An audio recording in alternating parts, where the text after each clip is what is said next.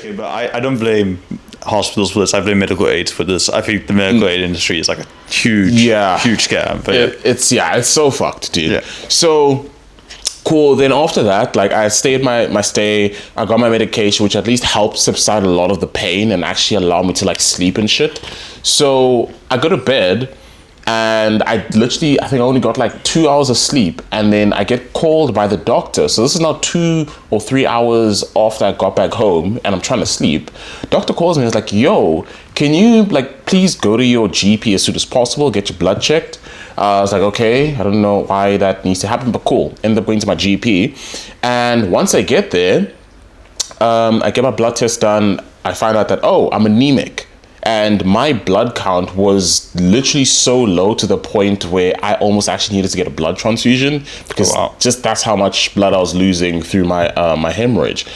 So yeah, it was a terrible start to my year already. But again, I was like, you know what? I still need to focus on trying to find my own space because again, the same questions started to like surface. Yo, what's the plan? Like, have you found a place? Yada, yada, yada. So now it was literally just me trying to constantly like find a place. And that was like the biggest struggle because like also at the same time, I wasn't necessarily earning triple the amount of the places that I was looking at. Even though I was earning it in some months, it wasn't very consistent. And that's the problem is if it's not consistent, you're not able to get the place. So in some months, I'm earning like 6 times the rental amount, but in other months, I'm earning like 2 times less. So because it was so inconsistent, they weren't really allowing me to actually have a lot more of leeway to be like, okay, we can actually believe that this person will be able to cover their dues and stuff. So that was my biggest struggle now, is trying to get a place where they can believe that I'm going to be able to cover the rent, because it's just not looking good. And then on top of that as well, it wasn't made any easier because the financial department at the company I was working with, they messed up my payslip so many times because my boss is actually also my talent agent, because he handles a lot of my stuff outside of work. So what people also don't know about me is I do shoutcasting, I do presenting, like TV presenting. I'm also a content creator. So a lot of that stuff outside of my 9 to 5 needed to be able to sort of have a bit of mediation, because I started to get a bit more traction, work with a lot more bigger brands. I work with Red Bull, so I'm what they call a friend of Red Bull, a FORB. So as a Red Bull FORB, obviously I tend to work with Red Bull a lot more often. And with that, I've kind of needed to be regulating, how I sort of work with these brands now, how I also like charge them and all of that, because I didn't know any of this. I didn't know how am I going to charge for one video and an appearance, or how am I going to charge for maybe a voiceover and stuff like that.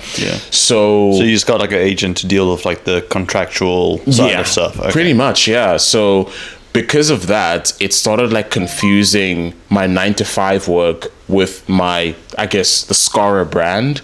So that kind of became very difficult for for the finance department to be able to kind of understand how much am I getting paid per month. So sometime, I think in December, my salary literally got paid out in 3 batches purely because of how messed up my thing was. But now a rental agent is going to look at that and just be like, oh, why is that happening so consistently? It also looks very sketch. Exactly. It kind of makes you look like a drug dealer if you get multiple batches of money. Exactly. So like they'll see, okay, cool, he's like supposed to be earning 30K on his pay slip, but how is he only paid 10K so far? Like it just doesn't look good whatsoever. And that was made even worse because this past month as well, I did an event called the Red Bull Locked In.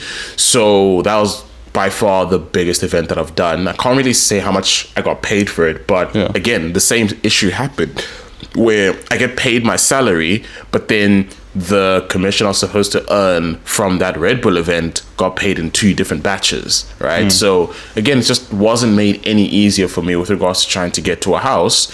And then it got to the point of just me feeling a bit of tension in the house that I was staying. So this is now in the month of Feb, where I just started feeling like the person I was with just really wanted me out, because at this point in time, his girlfriend had moved in, and it was kind of something that took me by surprise, because they were just recently started dating, and I was kind of caught off guard, because I was like, I wouldn't have expected that within like 4 months of them dating and just moving in instantly. And then her dogs as well moved in, so it's kind of slowly but surely started feeling like I was also getting pushed out of the picture, which I understand. Granted, I wasn't supposed to be there for that long, but it still felt like, in a sense, like that nudge of kind of move now.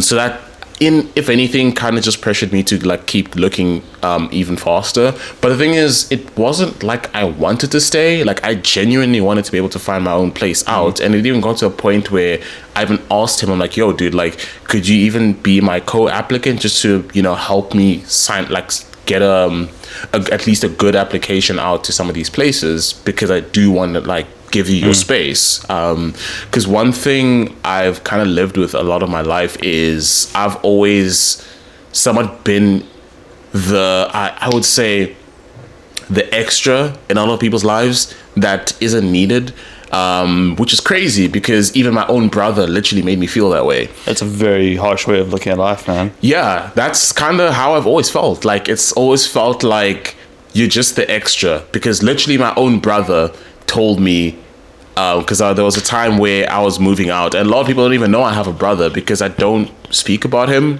purely because of just the sort of route he took in life, where in the year that I ended up matriculating, I'll even get into the story of how like fucked up that life was, but the day that I was leaving his house, he literally was like, I'm so glad you're leaving. Like, I'm so tired of having to look after you. Mind you, I was still 17 as well.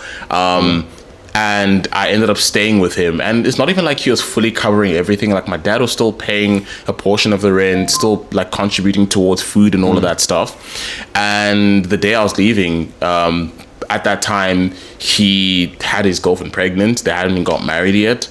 And he's like, yeah, dude, I'm so fucking sick of you. Like, get out of the house and don't end up talking about my family once you leave. I was just like, cool, dude. And I still wish them well. I'm like, yo, dude, best of luck with you and the family. That must be baby. Extremely tough, because you surely looked up to him in some regards. Yeah, no, brother. It sucks, because I looked up with him with everything, dude. Like, everything that I did at some point was because I wanted to be able to impress him. He's the one that got me into gaming. He's the one that I always chased and wanted to kind of match when it came to gaming. My gaming PC that I've built, I was like, I think there was a point where I actually sat down and I was like, dude, who am I going to show this to? Because at a point, gaming was something I used to be able to, I guess, bond with my brother, because that was the only thing we ever bonded over. We never bonded over sports or anything else but anime and gaming. And now he's not even here to be able to see the gaming PC that I've built for myself, or the career you've built in the industry, or anything. Yeah, so it sucked. It really hurt, because there was also a point of like a lot of the things and qualities that I had always mimicked what he had. The way I dress, how I approached life, and just a lot of my demeanor as well was like kind of copied a bit from him, because it was always, I wanted to be him. I wanted to catch up to him. Even funny enough, some of his friends as well end up becoming my friends as well, because I was always the one that needed to play catch up. I was never around kids my age. I was always around people much older than me, so I had to play catch up with everyone. Can I tell you a slight tangent story that reminds me? Go for it, dude. Do you know who Shannon Sharp is? Yes. So for those of you that don't know, Shannon Sharp's like a Hall of Fame NFL player, and what people don't know is he actually had an older brother called Sterling Sharp that was in the NFL before him, and he tells like the exact same story of like he always tried to be like his brother. He even says like when he got to university, he could have sworn that his first girlfriend was like a copy of his brother's first girlfriend. That's nuts, dude. But like, that's the thing though, is there's always going to be that element of the little brother always trying to catch up to the older brother. Or the opposite also occurs. Like, I don't know if you know the statistic, but it's like if your parents are alcoholics, you have a 90% chance of either being an alcoholic or being completely abstinent from alcohol. So it's very rare that people find a healthy balance if someone in their life has an extreme or a very defining trait. And similar with brothers, like either you try to be a lot like your brother or you try to be like the opposite. Hey guys, hope you enjoyed that clip from the interview of Augu. If you want to come onto the podcast, remember, all are welcome. Just fill in the form in the description and we'll see if we can have you on. If you want to watch the full podcast, click on the link here. If you want to watch anything else from the channel, click on the link here. Thanks for watching, guys.